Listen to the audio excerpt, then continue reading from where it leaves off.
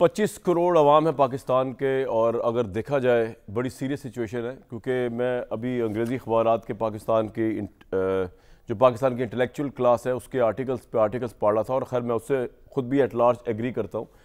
उसमें लिखा हुआ बेसिकली बताया ये जा रहा है कि 25 करोड़ अवाम पाकिस्तान की, और वो लीडरलेस है, सिविलियन पॉइंट ऑफ व्यू से बात की जा रही है। और डॉन ने एक बड़ा इंटरेस्टिंग आर्टिकल लिखा 19 अप्रैल को। उन्होंने कहा जनाब जिनकी कोई क्रेडिबिलिटी नहीं है, जो अवाम में जा नहीं सकते, जो पॉपुलर नहीं है, वो पावर में आए हुए हैं, वो अवाम के साथ क्या लिंक करेंगे, अवाम की क्या खिदमत करेंगे, और जिनके पास अवाम की पॉपुलैरिटी है वो जेलों में बंद है या इक़्तिदार से बाहर हैं या अपोजिशन में। मैं मलिया लोधी साहिबा का पढ़ रहा था आर्टिकल, बड़ा इंटरेस्टिंग आर्टिकल था, क़यादत के बहरान के नाम से।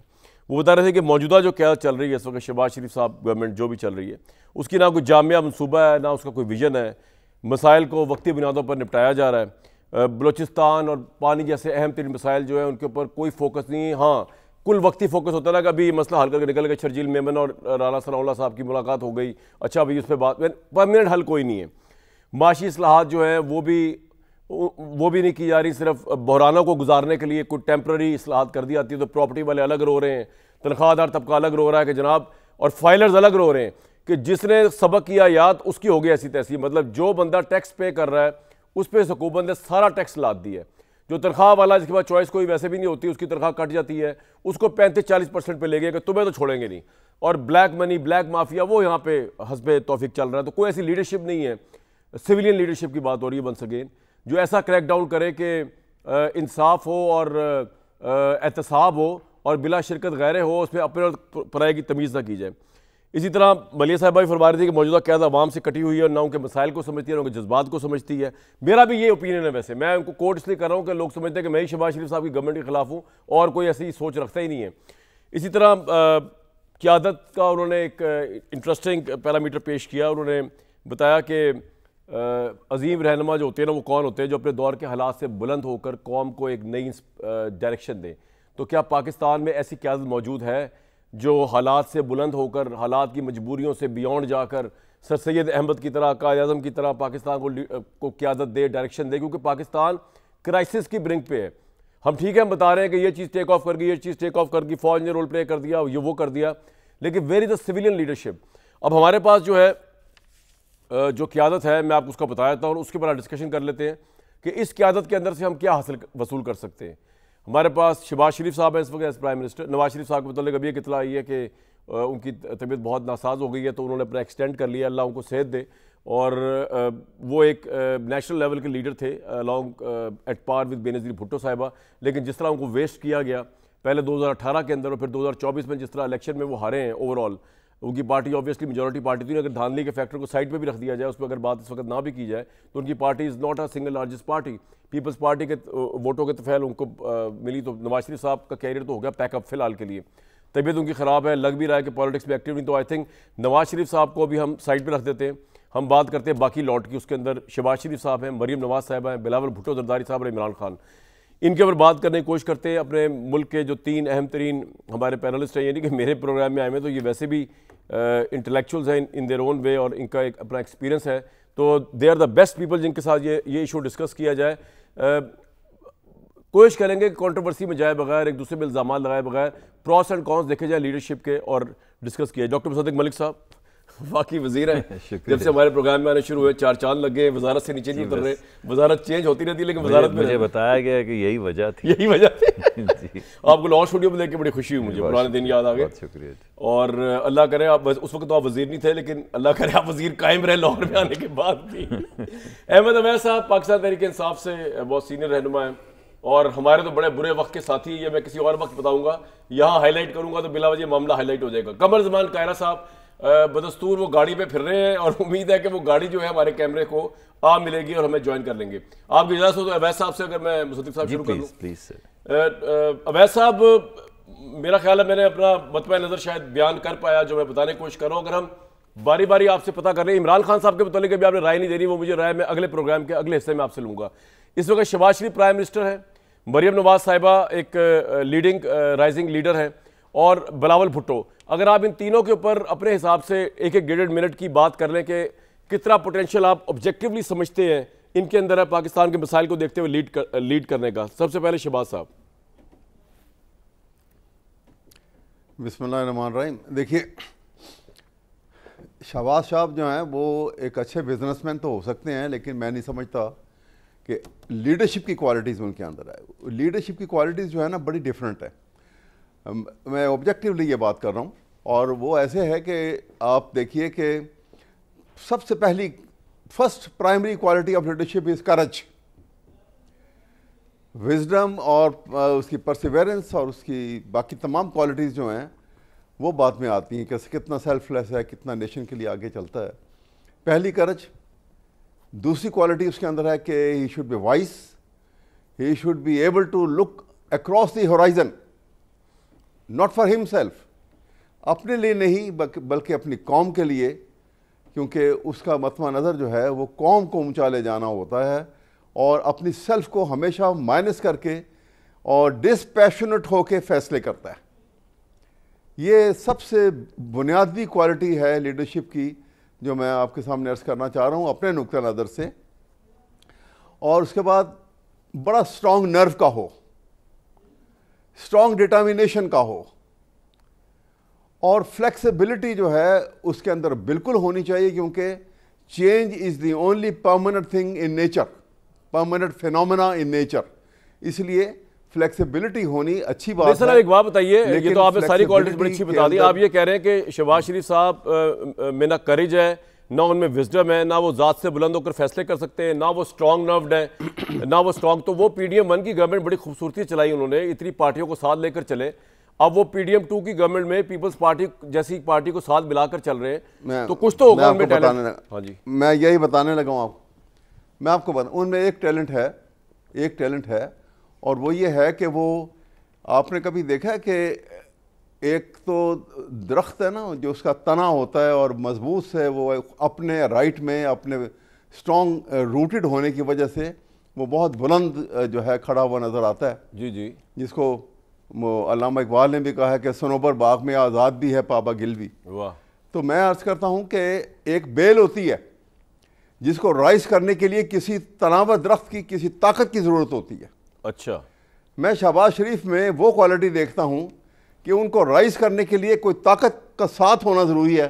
इन हिज ओन राइट वो जो है, ठीक है, वो एक उनमें वो क्वालिटी मौजूद नहीं है। क्विकली मुझे बता दीजिए, इससे पहले मैं मुसद्दिक साहब के पास जाऊँ। नहीं, माफ़ी ना मांगे आप, कोई मसला नहीं। मरियम नवाज साहिबा, योर टेक ऑन मरियम साहिबा। वो तो एक राइजिंग पॉपुलर लीडर है। मरियम नवाज साहिबा का अभी मेरे ख्याल में जी पॉपुलर लीडर ज़रूर, लेकिन जो है उनके अंदर भी एक रोमांटिक एटीट्यूड है towards leadership. Romantic attitude towards leadership क्या मतलब? जो एक मैंने रोमांटिक एटीट्यूड ये है कि वो एक डिस्टिंक्ट नज़र आए, अच्छे लिबास से, अच्छी शक्ल सूरत से, अच्छे अपने अपीयरेंस के साथ, अच्छे अंदाज में उनका चलना फिरना, मतलब है वो एक नहीं, आपके ख्याल में उनमें करेज नहीं है, उनमें विजडम नहीं? उन्होंने नवाज शरीफ साहब को जिंदा रखा जब नवाज शरीफ साहब जला वतन थे, जेल में थे। उन्होंने बेनज़ीर भुट्टो की तरह अपने बाप की जानशीनी के फ़राइज़ सर अंजाम दिए।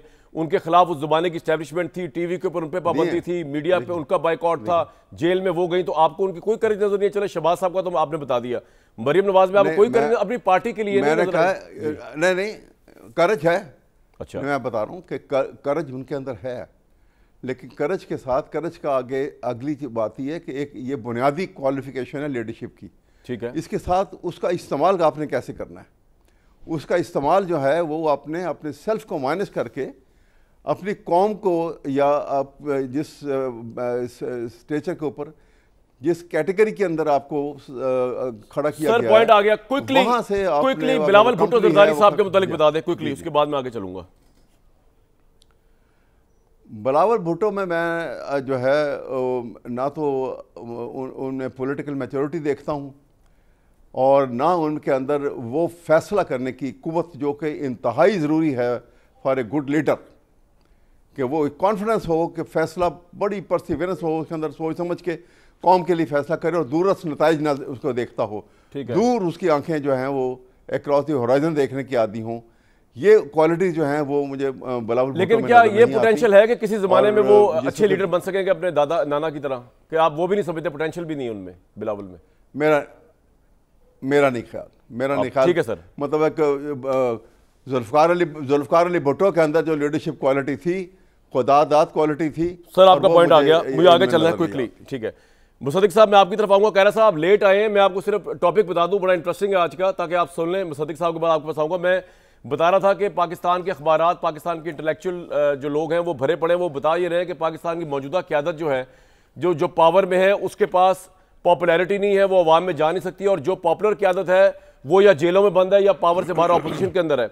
और हम ये वैल्यूएशन कर रहे हैं कि पाकिस्तान के जो मौजूदा लॉट है उसमें पाकिस्तान के जितने बड़े बड़े चैलेंजेस हैं, जो मैंने बताया आपके आने से पहले, दहशतगर्दी हो गया, पानी का मसला हो गया, और पॉवर्टी का मसला हो गया, इकॉनमी का मसला हो गया, इसमें पाकिस्तान के ये 3-4 जो लीडर्स हैं, इमरान खान साहब, शहबाज शरीफ साहब, मरियम साहिबा और बिलावल भुट्टो साहब, इनमें कौन लगता है हमें कि जिसमें पोटेंशियल है कि पाकिस्तान को लीड करने का? तो मैं आप लोगों के मुखालफिन के मुतालिक पहले आपकी राय ले रहा हूँ, फिर आप लोगों के जो अपने लीडर्स हैं उनके मुतालिक प्रोग्राम के अगले हिस्से में लूँगा। अवैस साहब ने शहबाज साहब के मुतालिक बताया, जिसमें उन्होंने बताया कि ना उनमें करेज है, ना उनमें विजडम है, ना वो कुछ कर सकते हैं। मरियम साहबा के मुतालिक बताया कि वो भी कोई ख़ास नहीं है, और बिलावल साहब के मुतालिक तो आपने सुन लिया, पॉलिटिकल मैच्योरिटी नहीं है। अब मैं मुसद्दिक साहब के बाद आपके पास आऊँगा। कह रहा साहब, मुसद्दिक साहब, इमरान खान पॉपुलर लीडर हैं, लोग ये कहते हैं कि भुट्टो साहब के बाद कोई अगर पॉपुलर लीडर है तो वो है, लेकिन क्योंकि उनकी एक लड़ाई होगी, इक़्तिदार में नहीं, और आप उसके बेनिफिशियरी हैं, आप पावर में, इस वजह से मेजॉरिटी ना होने के बावजूद, अगर मैं धांधली वाला फैक्टर ना भी डिस्कस करूँ इस वक्त, तो आपको लगता है कि इमरान खान अगर कभी भी आज़ाद हो जाए, उनमें पोटेंशियल है कि इस मुल्क को अब जिस तरह के लीडर बन चुके हैं, जितने पॉपुलर हैं, वो लीड कर सकेंगे? सर देखिए, ये डिपेंड करता है। मैं अगर अपने भाई अहमद अवैस साहब की बात को ही आगे बढ़ाऊं तो वो करेज को डिफ़ाइन करते हैं 9 मई। यानी क्या किसी में इतनी ताकत है कि वो अपने ही शोहदा के मुजस्मों की गर्दनें काट के उठा के पटखे? इतनी जुर्रत कोई दिखा सकता है? सब्जेक्टिवली ना ले इस बात को। मैं अवैस साहब डिबेट कर रहे हैं, आपकी बारी आएगी, आप जरूर। अभी मैं कह रहा हूँ वो आपकी बात में नहीं बोले, आपने धज्जियां उड़ा दी शहबाज साहब की। तो चलिए ठीक है। तो ये करेज तो बड़े कम लोगों आप कह रहे करेज का मतलब 9 मई है अगर उनसे, तो वो किसी में नहीं है। अगर कोई कौन से इतने जवां मर्द लोग हैं जिन्होंने अपनी फ़ौज के कोर कमांडर के घर हमला करके उसे आग लगा दी? कौन है इतना जवां मर्द जो अपने ही मुल्क की GHQ के ऊपर हमला आवर हो गया, अपने ही लोग लेकर? कौन है ऐसा जो मेन बुलेवार्ड पे चला और उसने चुन के जिस चीज़ के ऊपर अस्करी लिखा हुआ था उसको आग लगा दिया, चाहे अस्करी टावर थे या कोई और चीज़ थी? कौन है इतना जवां मर्द जिसने सरगोदा बेस पे जाके अपने ही जहाज़ों के, वो जो जहाज़ थे उनको बाहर जो लगे हुए थे मुजस्मे, जिन्होंने जंग में शिरकत की, उसे आग लगा दिया? तो ये एक करेज की एक नई जहत है जो इससे पहले नहीं थी। इससे पहले तो करेज उसको कहा जाता था जो छाती पे दुश्मनों से गोली खाए, जो सरहदों के ऊपर हिफाजत करे आपके बच्चों की और उसके लिए गोली खाए, अपनी जान का नजराना दे दे, तो लोग कहते थे बहुत बहादुर है। अब बहादुरी की एक नई डेफिनेशन जो है वो तो आपने बता दी। अब बताइए, जो कि डिसीजन मेकिंग है या विजडम की बात बता, 2-3 चीज़ें उन्होंने। जी। अब वो जो विजडम थी साइफर लहराने की, यानी बाहर निकल के जेब में से पाकिस्तान की जो खारजा पॉलिसी है उसमें बेशक कोई और मुल्क से हमारे ताल्लुकात जल जाएं, मगर सियासत चमके। उस सियासत को चमकाने के लिए जेब से एक कागज़ जो मुल्क का सीक्रेट होता है उसे बाहर निकाल के अवाम को दिखाना कि ये मुल्क हमारे आइन पे हमला कर रहा है, हमारी पार्लिमान को पामाल कर रहा है, यानी तकरीबन ऐलान जंग कर रहा है। आप लोगों के सामने खड़े होकर ये कह दें कि एक दुनिया का वो मुल्क जिसने आपके साथ बहुत काम किया है उसने आप पे ऐलान जंग कर दिया, तो ये बड़ी विजडम की बात है। मगर उसके बाद उससे ज़्यादा जो विजडम की बात है वो ये है कि उसी मुल्क में जाके एक ऐसा शख्स जो 30 साल से पाकिस्तान के मिसाइल और एटमी प्रोग्राम के ख़िलाफ़ कैंपेन कर रहा हो। नहीं सर, अमेरिका में डेविड फैंटन। अच्छा, डेविड फैंटन। मैंने कई दफ़ा इसका जिक्र किया है और मैं दोबारा दावत देता हूँ अपने तमाम दोस्तों को, बिलखसूस नौजवान बच्चियों को, कि डेविड फैंटन का नाम डालें। ये डेविड फैंटन को मिलियंस ऑफ डॉलर्स दे के PTI ने इस वाक़े के बाद, ये जो साइफर वाला है, इसको हायर किया एज अ लॉबिस्ट अमेरिका में। ये वो शख्स है जो 30 साल से पाकिस्तान के एटमी प्रोग्राम के ख़िलाफ़ और मिसाइल प्रोग्राम के ख़िलाफ़ बैनुल-अक़वामी सतह पे कैंपेन चला रहा है, पाकिस्तान का नाम भी लेता है। तो ये कम विजडम है कि पहले ये कहा कि अमेरिका ने हमारी पार्लिमान को पामाल किया है, फिर अमेरिका में लॉबी करने के लिए एक ऐसे शख्स को जो 30 साल से पाकिस्तान के ख़िलाफ़ काम कर रहा है, कैंपेन कर रहा है, मिलियंस ऑफ डॉलर्स दे दिए। भाई ऐसे विजडम, ऐसी करेज और ऐसी विजडम डिसीजन मेकिंग और विजन। जी मैं अभी आ जाता हूँ। और वो जो डिसीजन मेकिंग के हवाले से जिस मुस्तादी के साथ उन्होंने वो 100 मिलियन पाउंड्स वाला फ़ैसला किया, किस जवां वर्द में इतनी हिम्मत है कि वो खोले? यानी आप ये देखें कि काबीना में बैठ के अपने दस्तखत के तहत इजाज़त दे। उनके कौन से थे वो एडवाइज़र सर, क्या नाम था? थे वो मिर्ज़ा साहब, शहजाद मिर्ज़ा, अकाउंटेबिलिटी शहजाद अकबर मिर्ज़ा साहब को इजाज़त दी गई कि आप वहाँ पर जाके कॉन्ट्रैक्ट साइन करें जिसमें वो पैसे जो ख़जाने में आने थे इकोनॉमिक क्राइम्स एक्ट के तहत सिर्फ पाकिस्तान के ख़जाने में आने थे। ज़रा डिसीजन मेकिंग देखें कि उसको उन्होंने कहा कि मलिक रियाज साहब का वो अकाउंट जो सुप्रीम कोर्ट में है जिसमें उन्होंने जुर्माना जमा करवाना है, जिसके पैसे पकड़े गए उसको कहा उसी में जमा करवा दो, अब वो कॉन्ट्रैक्ट भी आपके सामने आ गया। ये विजन है, ये नहीं सर डिसीजन मेकिंग है। इससे पहले तो कमज़ोर डिसीजन मेकिंग थी कि कमेटियां बना दो और कानून देखो और फिर फैसले करो कि ये मुल्क को मिलने चाहिए। तो आप जुर्रत देखें 9 मई वाली, आप विजडम देखें साइफर वाली, और फिर लॉबिस्ट हायर करने वाली। कौन है इतना विजडम? तो आप समझ रहे कि Imran Khan is not fit to be the leader to lead Pakistan at this time? मैंने तो क्लियरली बताया अभी नहीं, क्लियरली तो मैं और कैसे बताऊं? ठीक है, और इससे फर्क नहीं पड़ता पॉपुलर है या नहीं है वो? नहीं, पॉपुलर हैं, जरूर हैं जी पॉपुलर, लेकिन पॉपुलर होने का मतलब ये थोड़ी कि आप जो मर्जी जुर्म कर लें। सर पॉइंट आ गया, ये तो नहीं हो सकता। बिल्कुल आपका पॉइंट आ गया। कायरा साहब, अब इन्हीं बातों को मैं एक मिनट, अब आपने शहबाज शरीफ साहब को, नहीं उसमें आपकी जब बारी आई, अच्छा अभी नहीं आई, आपने उनको मरियम साहबा के बारे में वो नहीं, वो बारी नहीं है, बाद में पूछूंगा आपसे, पूरा मौका, चलिए जैसे पूरा मौका दूंगा, उसके बगैर आपको जाने नहीं दूंगा। जैसे आपकी पहले उनके ऑपोजिट लीडर्स की हो रही है ना, डिबेट स्टाइल में कर रहे हैं। मैं हाजिर ऑक्सफोर्ड स्टाइल हो रहा है, इंग्लिश स्टाइल। कायरा साहब, बड़ी खुशी होती है आपको जब भी देखता हूँ। एक तो इस मौजू के ऊपर आपसे बेहतरीन कोई बंदा नहीं बात करने का, क्योंकि आप सदियों से सियासत में, जब से मेरे होश संभाला है। सर सबसे पहले शहबाज शरीफ साहब और फिर इमरान साहब पे तजिया होगा, आपके लीडर पे बाद में बात होगी, बिलावल साहब या दूसरों पे। मुझे बताइए कि अवैध साहब ने तो कह दिया शहबाज साहब अच्छे बिजनेसमैन तो हो सकते हैं, करेज विजडम और ज़ात से बुलंद होकर डिसीजन मेकिंग करना दूर दूर तक नहीं। व्हाट इज योर ओपिनियन कि पाकिस्तान के जो गंभीर मसाइल हैं, is Shahbaz the right leader to lead, जिसको आप सपोर्ट भी कर रहे हैं इनको?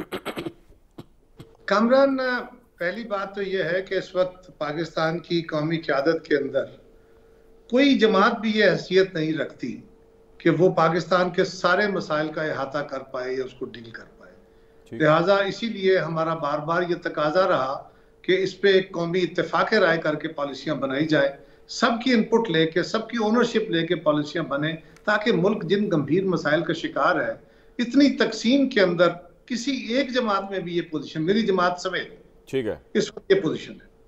अब दूसरी बात कि लीडर को गेज करना हो तो कैसे करेंगे? एक तो यह है कि हकीकत कभी डोमिनेट नहीं करती, हकीकत को ऑब्जेक्टिव के तौर पे अचीव करने के लिए कोशिशें की जाती हैं।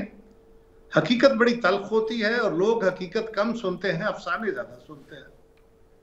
लच्छेदार तकरीरें, लोगों को सहाने ख्वाब, शराब, ये ख्वाब दिखाना भी कोई अच्छा काम है।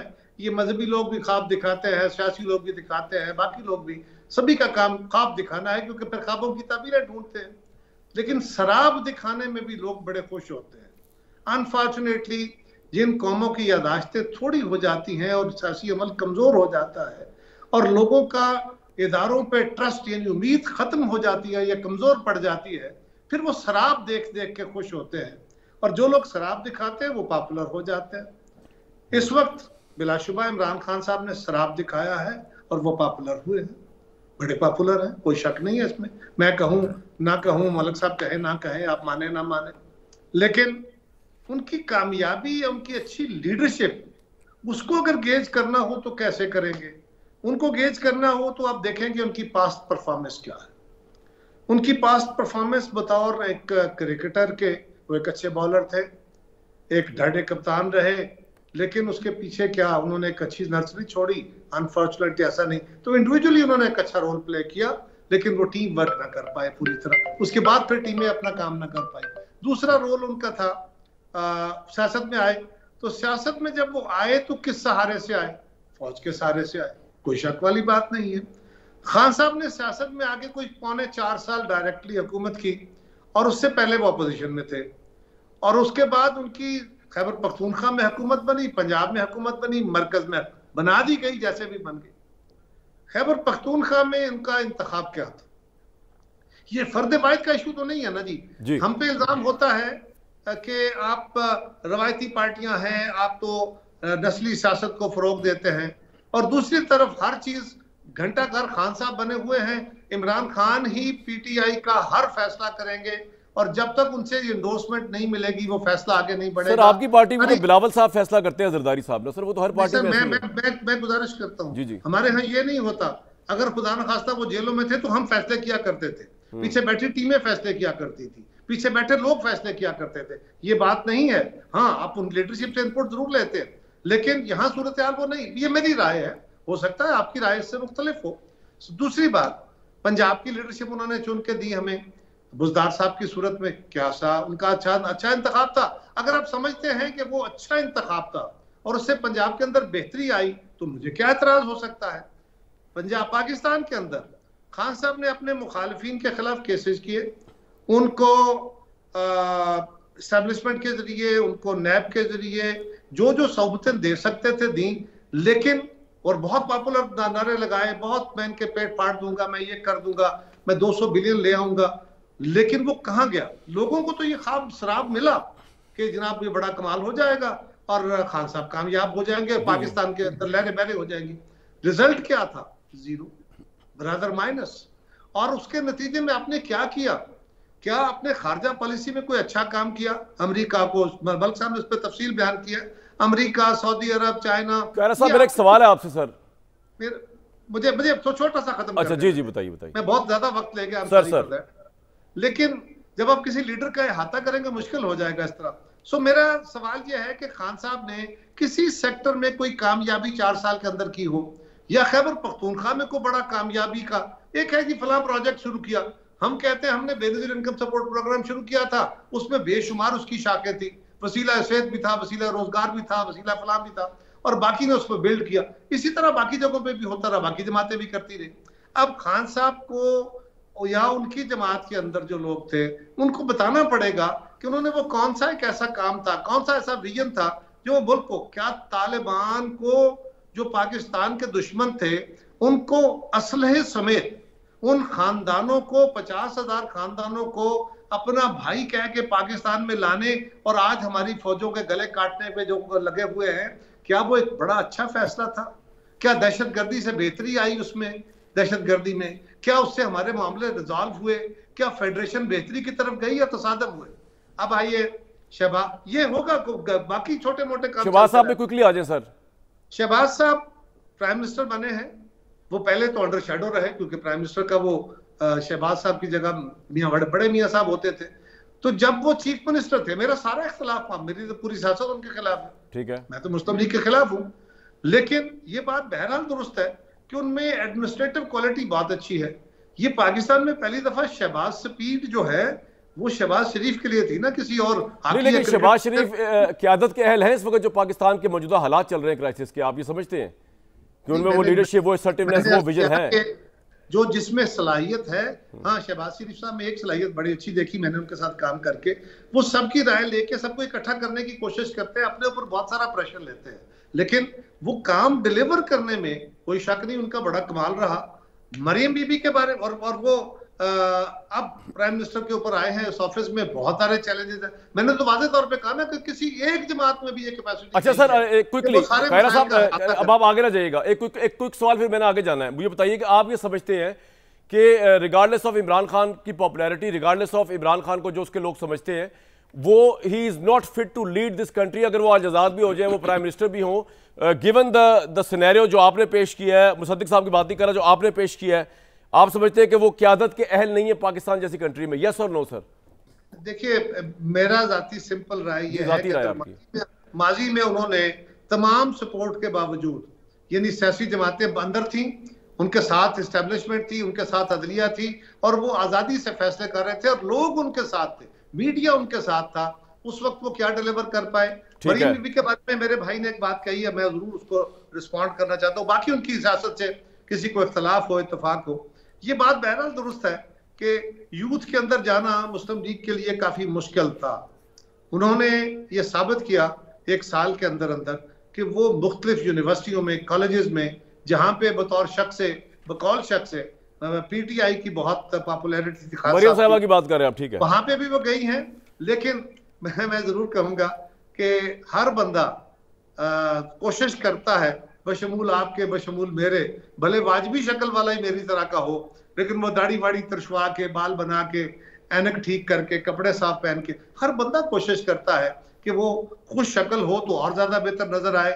लेकिन अपनी एडमिनिस्ट्रेटिव सलाहियतों से खवातीन ने हमेशा साबित किया है, मरियम बीबी के अंदर भी बहुत सारी खामियां होंगी, हो सकता है, लेकिन उन्होंने बहुत सारी अपनी 1 साल की जो फिजिकल पॉलिटिक्स है इक़्तिदार की, उसमें साबित किया है कि काफी हद तक वो चीजों को लेकर चली हैं।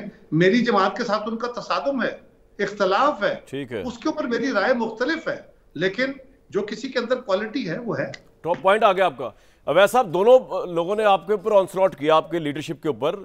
इमरान खान साहब की करेज का बताया, 9th में ही है, विजडम का बताया, साइफर है, डेविड फैंटम है, डिसीजन मेकिंग का बताया, विजन उनकी ये थी कि 190 मिलियन करप्शन केस को उन्होंने जिस भोंडे तरीके से अपने नाम पे कर लिया। कायरा साहब बता रहे हैं कि इमरान खान ने एक शराब दिखाया है और उससे पॉपुलैरिटी गेज की है, अदरवाइज उन्होंने दिया क्या इस मुल्क को सिवाय बुजदार के।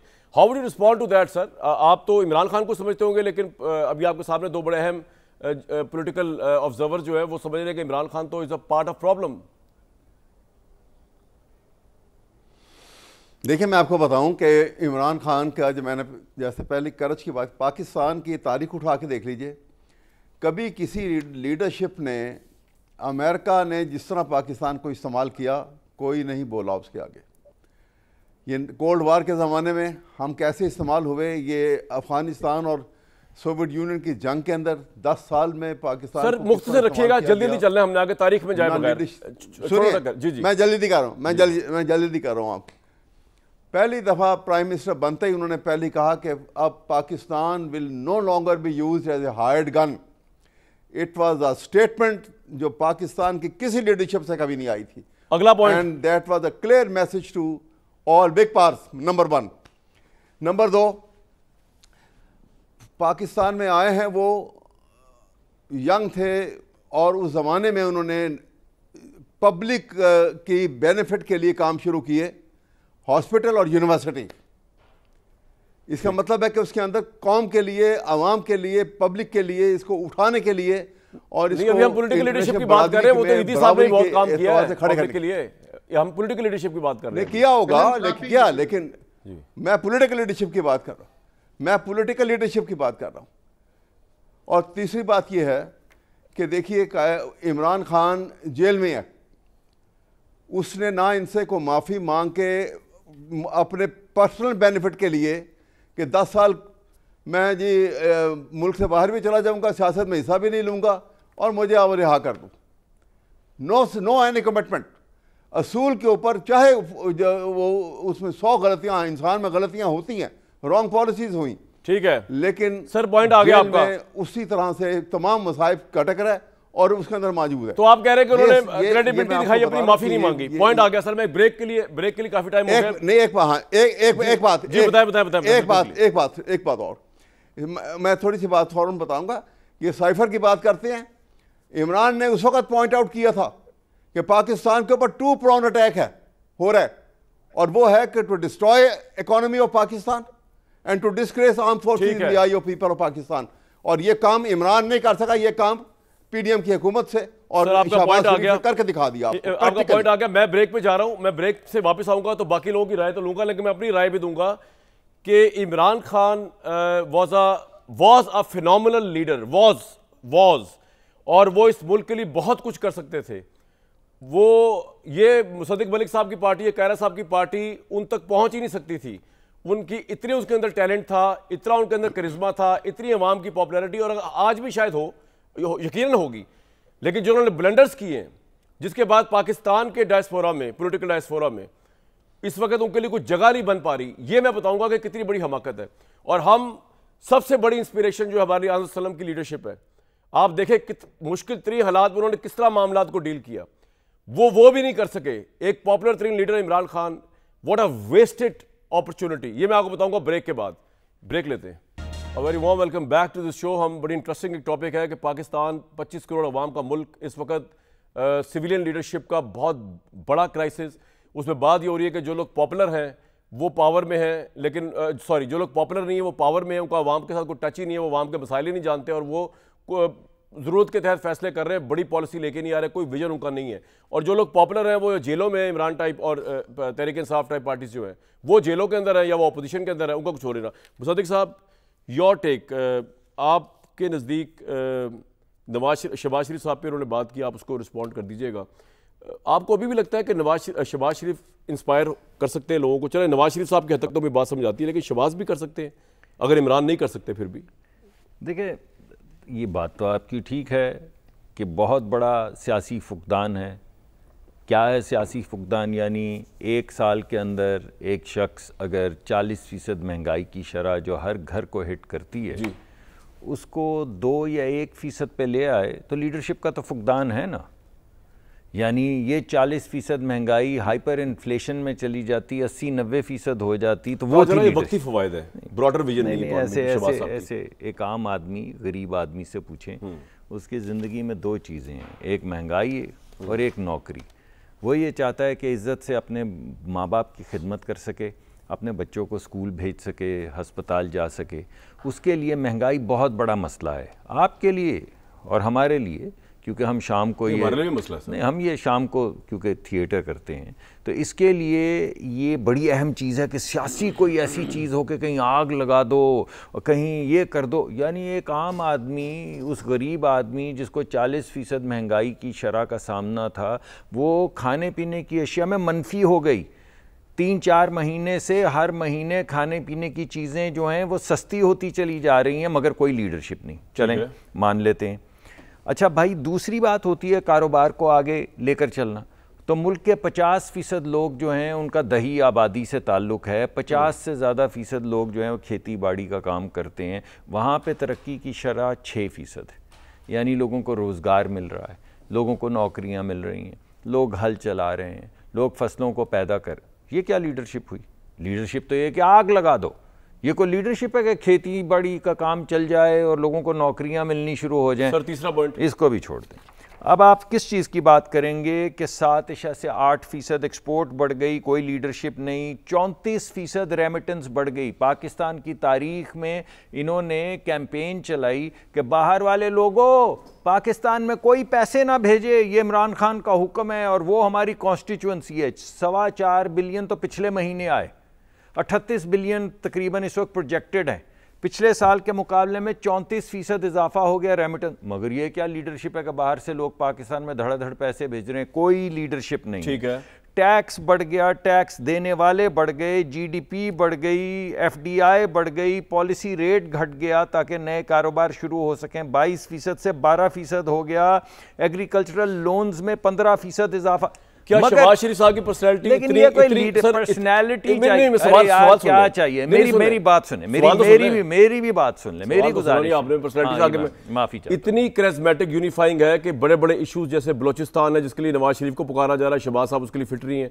पानी के इशू जो सिंध मानने को तैयार ही नहीं है शहबाज साहब की कोई भी प्ली, इतने कैरिस्मेटिक है कि ये मसले हल कर सके। पानी के ऊपर शहबाज साहब ने बड़ा क्लियर एक विजन लिया कि तमाम सूबों को साथ लेके जाना है। पानी का महकमा मेरे पास था, मैं खुद वहाँ के जो वजीर हैं उनके सामने मैंने सर झुका के ये कहा कि हम आपके साथ चलेंगे, मैं सिंध आऊँगा, मैं आपके पास बैठूंगा, जब तक आपकी तसल्ली नहीं होगी हम आगे नहीं बढ़ेंगे। लेकिन आपकी तसल्ली करेंगे क्योंकि रेगिस्तान तो आबाद करने हैं, ये जो हमारे जंगल कट गए हैं इनको तो दोबारा आबाद करना है। यानी सवाब का काम, यानी आप रेगिस्तान को आबाद अगर सिंध ना माने तब भी आप करेंगे? यार सिंध मानेगा ना जब आप किसी एक रीजनेबल बात करेंगे। वो रीजनेबल बात क्या होगी? वो रीजनेबल, उनको शक है कि पंजाब पैसे चोरी करता है, पानी का वॉर करेगा। बिल्कुल आपकी बात ठीक है। रीजनेबल बात यह है कि जब टेलीमीटरी लग जाएगी और जिस तरह आपके फीडर के ऊपर एक एक इलेक्ट्रॉन जो जा रहा होता है उसका हिसाब होगा, इसी तरह एक एक बूंद पानी का, एक एक बूंद पानी का हिसाब होगा तो ये बात तो हमेशा के लिए खत्म हो जाएगी ना कि कोई किसी का पानी ले गया। जब बहते हुए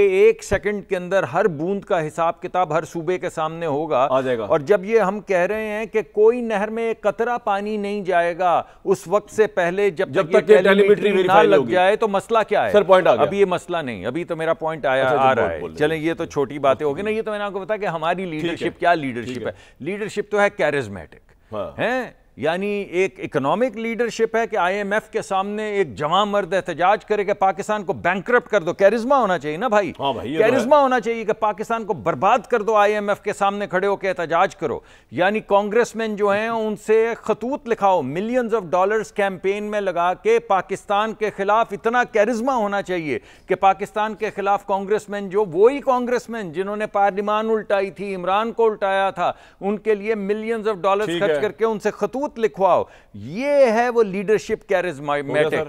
यानी वो आपको याद है वो जो हमारे फाइनेंस मिनिस्टर थे जिन्होंने दो सूबाई वुज़रा को कहा था कि ओ यार आईएमएफ को खत लिख, इसको उल्टाओ, मुल्क को पॉइंट आ गया आपका, मुल्क। लेकिन हसीन है ना, कैरिज्मेटिक हैं। मैं तो कह रहा हूं आपकी बात से इत्तफाक कर रहा हूं मैं, लेकिन नहीं, मैंने तो वो बात नहीं, मैंने वो बात नहीं की जो सर ने की। मैंने सोचा कि जब सर ने ये कहा, मेरे भाई अहमद अवैस साहब ने कहा रोमांटिक, तो मेरे जहन में ये आया कि ये रोमांटिक विजन की बात कर रहे हैं। मुझे क्या पता था कि औरत को देख के इनके दिमाग में सर आपका पॉइंट आ गया। नहीं, क्यों आ गया? यानी reducing a woman to basically the way that she dresses. इससे ज्यादा रिडक्शनिस्ट थिंकिंग इस मुल्क में क्या होगी?